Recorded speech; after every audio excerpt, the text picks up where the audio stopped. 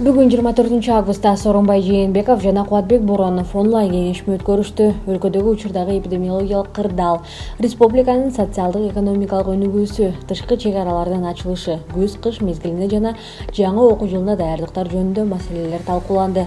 Өкмөт башчысы карантиндик чараларды бара-бара алып салууга карата көрүлүп жаткан даярдыктар, транспорттук байланыштарды паритеттик негизде жандандыруу боюнча чет мамлекеттер менен сүйлөшүүлөрдүн жүрүшү жөнүндө маалымат берди. Премьер-министрдин берген маалыматына ылайык, өлкө аэропорттору күнү-түнү жүргүнчүлөрдү санитардык гигиеналык талаптарды сактоо менен тейлөөгө даяр.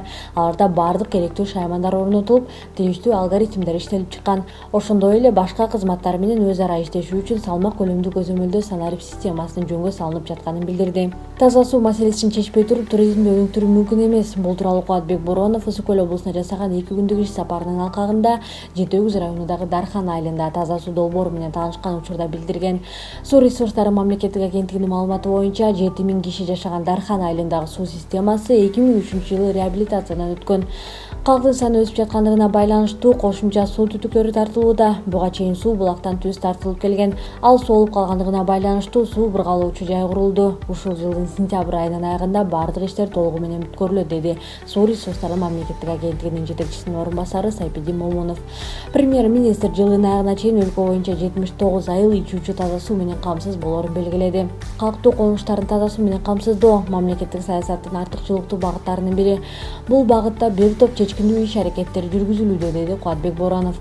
Өкмөт башчысы таза суу долбоору боюнча курулуп жаткан жана курула турган суу курулмаларынын сапатына көңүл буруу керектигин белгиледи. Ошондой эле премьер Чолпон Ата шаарындагы Ысык көл райондук аймактык ооруканасынын жугуштуу оорулар бөлүмүнүн капиталдык реконструкциялоо иштеринин жүрүшү менен таанышты.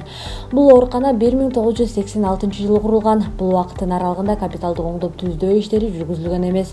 Учурда медициналык жайдын 15 орунду бир бөлүгү иштеп жатат. Аталган бөлүмдү 100 койко орунга чейин кеңейтүү жана чатырын алмаштыруу иштери жүрүүдө. Учурда жумуштардын 80%-га жакыны бүттү. Премьер-министр саламаттык сактоо мекемеси белгиленген мөөнөттө толук кандуу ишке берилиши керектигин белгиледи. Капиталдык ремонттон өтүп жаткан оорукананын реанимациялык жана интенсивдүү терапия бөлүмдөрү тийиштүү медициналык жабдуулар менен камсыз кылынышы керек.